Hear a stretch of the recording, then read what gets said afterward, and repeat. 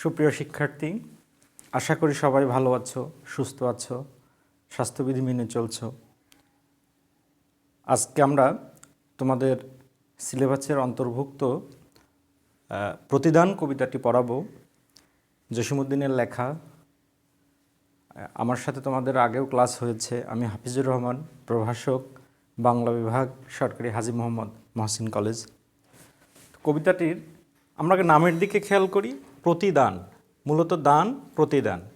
তো এখানে এই উপসর্গটি এসে কি হয়ে যাচ্ছে? এটা দানের বদলে দান। কেউ আমাকে যা দান করেছে, আমি তার বিপরীতে কি দান করেছি? প্রত্যুপকার। অর্থ আরেকটা হচ্ছে প্রতি উপকার। আমাকে যে উপকার করেছে তার প্রতি যে উপকার, সেটা হচ্ছে প্রত্যুপকার। আর আরেকটি বিষয়, জসিমউদ্দিনের নামের বানানটা আমাদের একটু দেখতে হবে। তোমরা অনেকেই অনেকভাবে উদ্দিন বানান লেখো, কেউ দয় দ, কেউ দয় দয় রশ্মি। তো জসিমউদ্দিন এভাবে লিখতেন। কোনো কবি সাহিত্যিকের নাম আমরা পরিবর্তন করতে পারি না, কারণ আমাদের সে অধিকার নাই।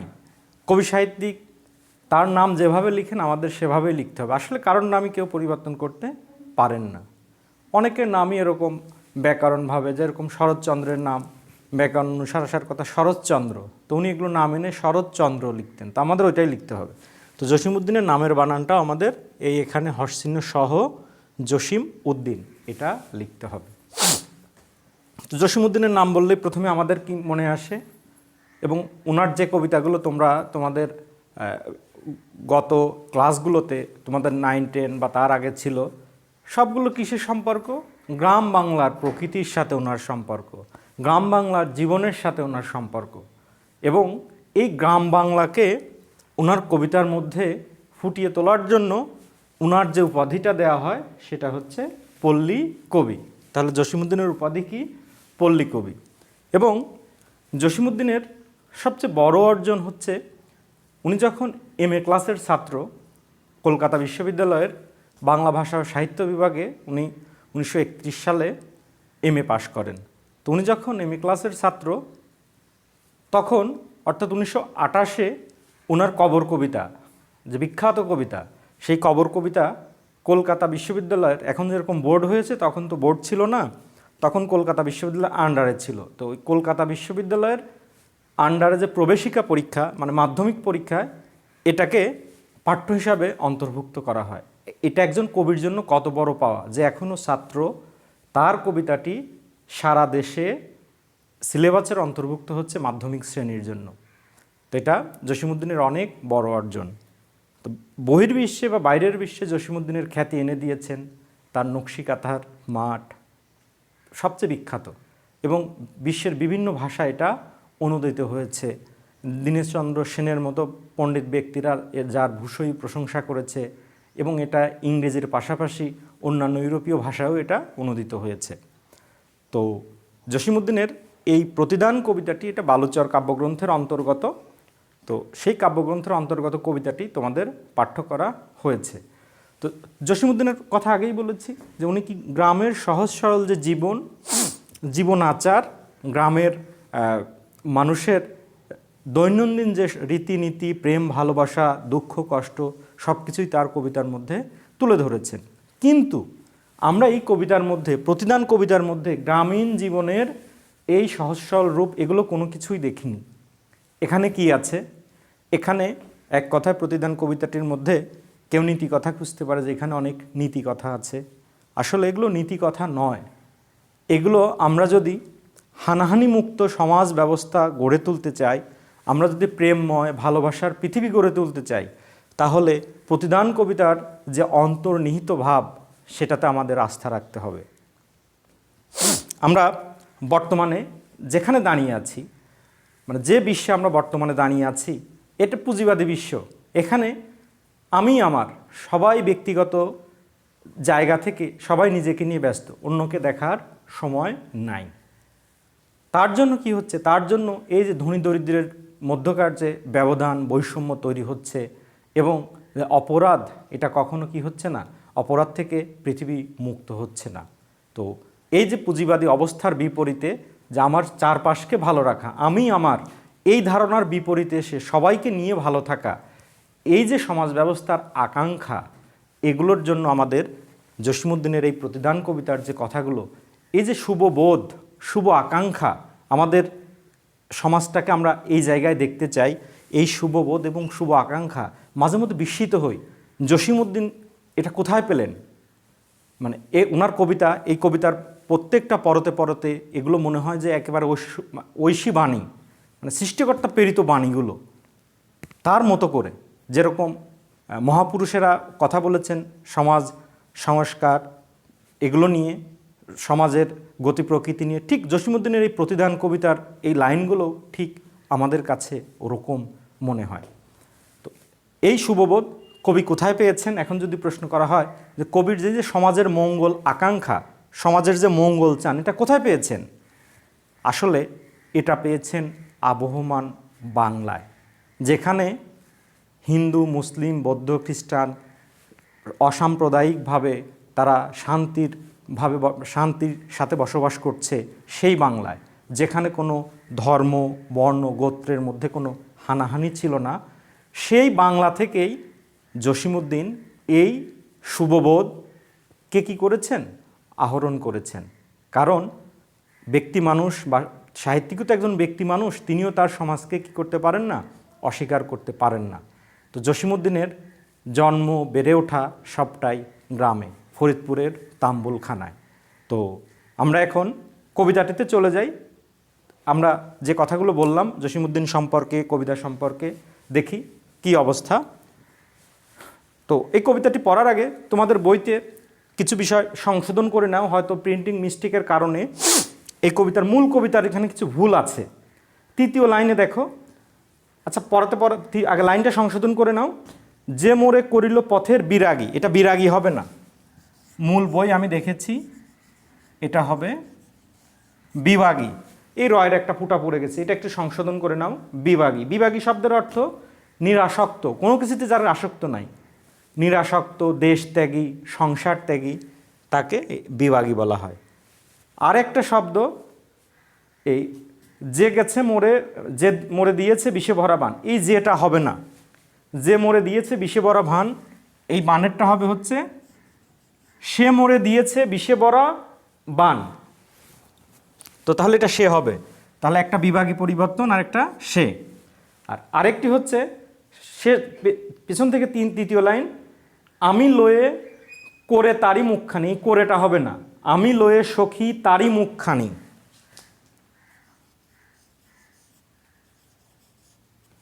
আমি লয়ে সখী তারই মুখখানি। তো তাহলে তোমরা এই তিনটা শব্দ পরিবর্তন করে নাও, ওটা টান দিয়ে পাশে লিখে রাখো। এগুলো প্রিন্টিং মিস্টেক হয়, হয়তো যারা সম্পাদনা করেছেন তাদের চোখ এড়িয়ে গিয়েছে। তাহলে আবার বলছি, এই পথের বিরাগী না, পথের বিভাগী। যে মোরে দিয়েছে বিষে ভরা বান, এটা যে না হয়ে সে হবে, সে মোরে দিয়েছে বিষে ভরা বান। আর একদম শেষ থেকে তৃতীয় লাইন, আমি লয়ে করে না, আমি লয়ে সখী তারই মুখখানি। তো আমরা এখন কবিতাতে চলে যাই।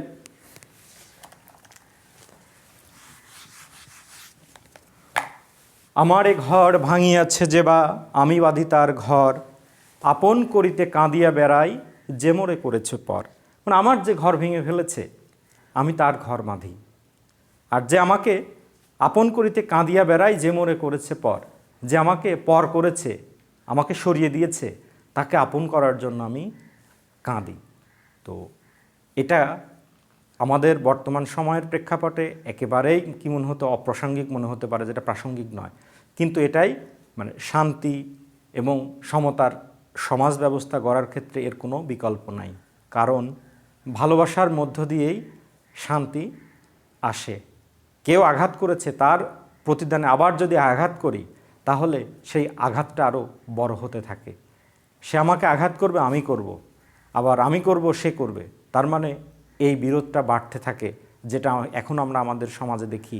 আমাদের বিভিন্ন গ্রাম্য যে রাজনীতি সেখানে দেখি, শহুরে যে দলীয় রাজনীতি সেখানে দেখি, বিভিন্ন উপগ্রুপের কোন্দল দেখি, এগুলো এখন হিংসার যে সমাজ, নিজেই উপরে ওঠা, আমিই আমার, এই অবস্থার জন্যই হানাহানি হচ্ছে। কিন্তু আমি আমার না হয়ে যদি কি হতো, যদি সামষ্টিকভাবে আমরা আমাদের, তাহলে কি হতো, এই হানাহানিটা হতো না।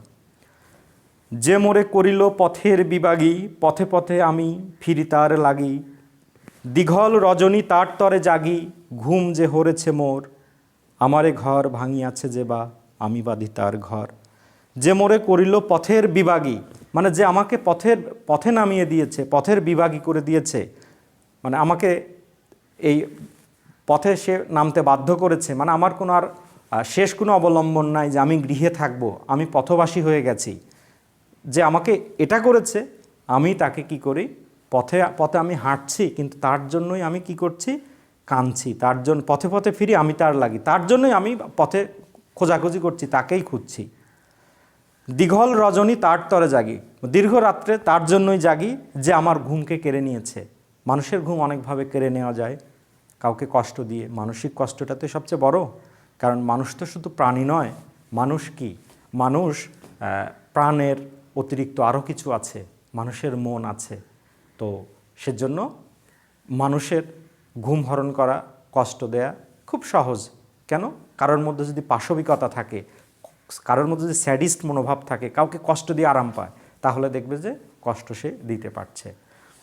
তাহলে আমার এ ঘর ভাঙিয়াছে যে বা, আমি বাঁধি তার ঘর। আমার এ কুল ভাঙিয়াছে যে বা, আমি তার কুল বাঁধি, যে গেছে বুকেতে আঘাত হানিয়া, তার লাগি আমি কাঁদি। তো যে আমাকে আমার কুল, মানে এই কুলটা ভেঙে দিয়েছে, বলছে আমি তার জন্যই কুল বাঁধছি। যে আমাকে বুকেতে আঘাত এনেছে, আমি তার জন্যই কাঁদছি। আসলে ঘুরে ফিরে প্রত্যেকটা লাইনের কথাই এক জায়গায় এসে দাঁড়াবে, প্রত্যেকটা পংক্তির কথাই এক জায়গায় এসে দাঁড়াবে। সেটা হচ্ছে অপরের প্রতি ভালোবাসা। কেউ আমাকে আঘাত করেছে, তার বিনিময়ে আঘাত না করি, তার বিনিময়ে ভালোবাসা ছড়িয়ে দেই, তার বিনিময়ে মায়া ছড়িয়ে দেই। এটাই হচ্ছে প্রতিদান কবিতার মূল কথা। তাহলে যে গেছে বুকেতে আঘাত হানিয়া, তার লাগি আমি কাঁদি। সে মোরে দিয়েছে বিষে ভরা বান, এই যেটা সে হবে। সে মোরে দিয়েছে বিষে ভরা বান, আমি দেই তারে বুক ভরা গান। যে আমাকে বান, তীর মেরেছে, বিষাক্ত তীর মেরেছে আমার বুকেতে, তাকে আমি কি করছি, তাকে বুক ভরা গান দিচ্ছি, তাকে সুমধুর বাণী দিচ্ছি। আপন করিতে কাঁদিয়া বেড়াই, আচ্ছা, যে মোরে দিয়েছে বিষে ভরা বান, আমি দেই তারে বুক ভরা গান, কাঁটা পেয়ে তারে ফুল করি দান, সারাটি জনম ভর আপন করিতে কাঁদিয়া বেড়াই, যে মোরে করেছে পর। যেটা হচ্ছে আমাকে সে কাঁটা দিয়েছে, কিন্তু তার বিনিময়ে আমি তাকে কাঁটা উপহার দেইনি, তার বিনিময়ে আমি তাকে কি করেছি, তার বিনিময়ে আমি তাকে ফুল দিয়েছি, যেটা তোমার। তো এটা কি, ফুল শাব্দিকভাবে না নিলেও তুমি অন্যভাবে নিতে পারো, যে ফুল দেয়া মানে যে তার ভালোবাসা দিয়েছে, তাকে প্রেম দিয়েছে। মোর বুকে যে বা কবর বেঁধেছে, আমি তার বুক ভরি। আমার বুক কবর, মানে আমার শূন্য করে দিয়েছে, আমার প্রিয়জনকে আমার কাছ থেকে দূরে সরিয়ে দিয়েছে বা মেরে ফেলেছে, এরকম কোনো কিছু। মোর বুকে যে বা কবর বেঁধেছে, আমি তার বুক ভরি, রঙিন ফুলের সোহাগ জড়ানো ফুল মালঞ্চ ধরি। তো সোহাগ একদম মালঞ্চ মানে মালা, ফুলের একদম মালা ধরে তাকে আমি কি করি, তাকে আমি আমার বুকে ধরে রাখি। যে মুখে সে কহে নিঠুরিয়া বাণী, নিঠুরিয়া শব্দটি এসছে নিষ্ঠুর থেকে, নিষ্ঠুর এটার তদ্ভবীকরণ নিঠুরিয়া। যে মুখে সে কহে নিঠুরিয়া বাণী, আমি লয়ে করেটা হবে না, আমি লয়ে সখী তারই মুখখানি, করেটাকে তোমরা কেটে দাও। যে মুখে সে কহে নিঠুরিয়া বাণী, আমি লয়ে সখী তারই মুখখানি, কতটাই হতে কত কি যে আনি, সাজাই নিরন্তর আপন করিতে কাঁদিয়া বেড়াই, যে মোরে করেছে পর। তো এখন যে মুখে সে কহে নিঠুরিয়া বাণী, মানে যে মুখ দিয়ে সে খুব নিষ্ঠুর কথা বলছে, নিষ্ঠুর বাণী ছুটছে আমার প্রতি, আমি তাকে কি করি, আমি লয়ে সখী তারই মুখখানি, তার মুখটা আমি নিয়ে বিভিন্ন জায়গা থেকে বিভিন্ন কিছু এনে তাকে কি করি, সাজিয়ে রাখি, সাজাই নিরন্তর আপন করিতে কাঁদিয়া বেড়াই, যে মোরে করেছে পর। আবার বলছি, কবিতাটির এখানে প্রত্যেক পংক্তিতে বা স্তবকে স্তবকে যে ভাবটি আছে, এই ভাবটি একই ভাব বারবার ধ্বনিত হয়েছে। প্রতিদান, মানে দানের বদলে দান, প্রত্যুপকার, আরেকজনকে উপকার। সে আমাকে যতই আঘাত করুক, তাকে আমি কি দিব, ভালোবাসা দিব। ভালোবাসার মধ্য দিয়ে কি হবে, শান্তি ফিরে আসবে, হানাহানিটা বন্ধ হবে। তো এটা কি, এটা মাঝে মধ্যে মনে হয় যে জসীমউদ্দীন একেবারে স্বর্গীয় অনুপ্রেরণায় এই পংক্তিগুলো রচনা করেছেন। কারণ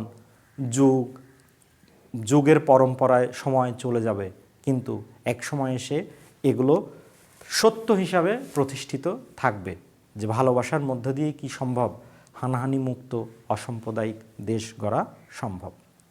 তো এটা হচ্ছে এই কবিতাটার মূল কথা, যে প্রকৃত সমাজ গড়ে উঠতে, প্রকৃত সুখ পেতে হলে আমাদের ভালোবাসার যে সমাজটা তৈরি করতে হবে। আর ভালোবাসার সমাজ তৈরির জন্য, হানাহানিমুক্ত সমাজ তৈরির জন্য যে প্রেমময় যে পরিবেশ, একজনকে আঘাতের বিকল্পে আঘাত না করে তাকে ভালোবাসা, আঘাতের বিকল্পে আঘাত না করে ভালোবাসা দিলে সে আর আঘাত করতে পারবে না। আমি আবার বলছি, বর্তমান যুগের প্রেক্ষাপটে এই অনেক কথাগুলোকে অনেকের কাছে একেবারে অবাস্তব মনে হতে পারে, কিন্তু আমাদের ভুলে গেলে চলবে না, এই বর্তমান মানেই সারা আগামী সময়, আগামী শতাব্দীও এই সময়ে দাঁড়িয়ে থাকবে এমন কোনো কথা নয়। বর্তমান মানেই সমস্ত সত্য নয়, আরও সত্য। যারা কবি, সাহিত্যিক, দার্শনিক, তারা অনেক দূরে দেখতে পান, দূরদর্শী, আগামী শতাব্দীতে দেখতে পান। তো জসীমউদ্দীনের এই কবিতা পড়ে আমাদের সেটাই মনে হয় যে এটা কোনো ঐশী বাণীর মতো, যে উনি পৃথিবীকে হানাহানি মুক্ত করতে হলে কি করতে হবে সেই প্রতিদানের কথাই উনি এখানে বলেছেন। তো এখানে সৃজনশীল প্রশ্নে একটু কথা বলি, যে এই জায়গার সৃজনশীল প্রশ্নের যে গল্পটি আছে, যে হযরত মুহাম্মদ সাল্লাল্লাহু আলাইহি ওয়াসাল্লাম তার চলার পথে, মানে ইসলাম ধর্মের নবী, শেষ নবী, শ্রেষ্ঠ নবী, তো তার চলার পথে যে বুড়ি কাঁটা দিতেন, তো এই বুড়িকে কাঁটার বিকল্পে উনি কাঁটা দেন নাই। এই বুড়িকে কাঁটার বিকল্পে কি দিয়েছেন? এই বুড়িকে কাঁটার বিকল্পে উনি বুড়িকে দেখতে পাচ্ছেন না, তো বুড়িকে একদিন দেখতে গেছেন যে বুড়ি অসুস্থ হয়ে পড়ে আছে। তো এটাই হচ্ছে প্রতিদান। কিন্তু আমরা বর্তমান সময়ে কি দেখি? বর্তমান সময়ে দেখি যে কে হানাহানি, কে কত মারাত্মক মরণাস্ত্র তৈরি করতে পারে, তার মধ্য দিয়ে সেই দেশের তত বড় স্বীকৃতি, তত বড় ক্ষমতা। আসলে ক্ষমতাকে কেউ যখন ভয় পায়, তার অন্তরালে, তার ভেতরে ঘৃণাও থাকে, যে আমি তোমাকে মেনে চলছি, মেনে চলতে বাধ্য হচ্ছি, কিন্তু আমি সময় বা সুযোগ আসলে কিন্তু এটার প্রতিফলটা তুমিও পাবে। কিন্তু প্রকৃত ভালোবাসা হচ্ছে সেটাই, যেটা হানাহানির কোনো কিছু নাই, হিংসা নাই, বিদ্বেষ নাই, সেখানে সবাই সবার মঙ্গল আকাঙ্ক্ষী। তো সবাই যেখানে সবার মঙ্গল আকাঙ্ক্ষী, সেরকম সমাজ তৈরির জন্য এই প্রতিদান কবিতার যে মূল ভাবটা আমাদের মাথায় রাখতে হবে। তো সৃজনশীল প্রশ্নে আমরা বুড়ির কাঁটা দেওয়ার ঘটনার সাথে দেখি যে প্রত্যুপকার, মানে দানের বিপরীতে দান। তো তাহলে সবাই কবিতাটি পড়বে, পাঠ পরিচিতি পড়বে, শব্দার্থগুলো একটু দেখবে। শব্দার্থগুলো সহজ আছে। আজকে এ পর্যন্তই। কবিতাটি সহজ, ভয় পাওয়ার কোনো কিছু নাই, একটু ভালো করে পড়বে। আর কোনো প্রশ্ন থাকলে তোমরা ওখানে প্রশ্ন করবে, কমেন্ট সেকশানে প্রশ্ন করবে, তো আমি চেষ্টা করব উত্তর দেওয়ার জন্য। সবাই ভালো থাকো, সুস্থ থাকো, স্বাস্থ্যবিধি মেনে চলো, আর সবচেয়ে বড় কথা লেখাপড়া করবে। সবাইকে ধন্যবাদ।